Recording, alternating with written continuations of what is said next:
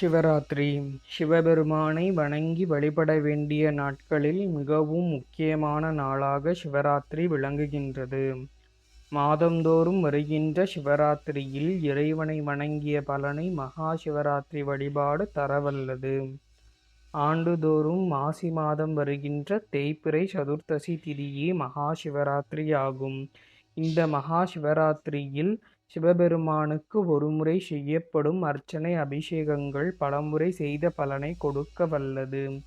இந்த நாளில் இரவு முழுவதும் கண்விழித்து சிவாலயங்களுக்குச் சென்று அங்கு நடைபெறும் 4 கால பூஜைகளில் கலந்து கொள்வது மிகவும் சிறப்பாகும். இந்நாளில் சிவபெருமானை தியானித்து தேவார திருவாசக பதிகங்களை பாட நம் வாழ்வில் செய்த பாவங்கள் நீங்கி இறைவன் அருளால் பிறவா பெருநிலை என்னும் முக்தியை பெறலாம். இந்நாளில் பாட வேண்டிய பதிகங்களில் மிகவும் முக்கியமானது சிவபுராணம் ஆகும்.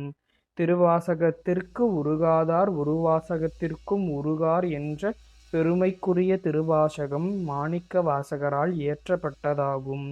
இந்த திருவாசக நூலின் முதற் பகுதியே சிவபுராணம் ஆகும். உயிர் தான் செய்யும் வினைகளின் விளைவாக இவ்வுலகில் பல பிறவிகள் எடுத்து துயரம் அடைகிறது.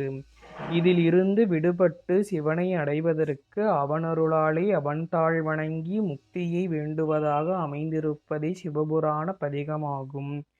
இறைவன் அருளை முழுமையாக பெற்றுத்தரும் இச்சிவராத்திரியில் சிவபுராணத்தை நாமும் பாடி பிறரையும் பாடச் செய்து சிவபெருமானின் திருவடியை அடைவோம்.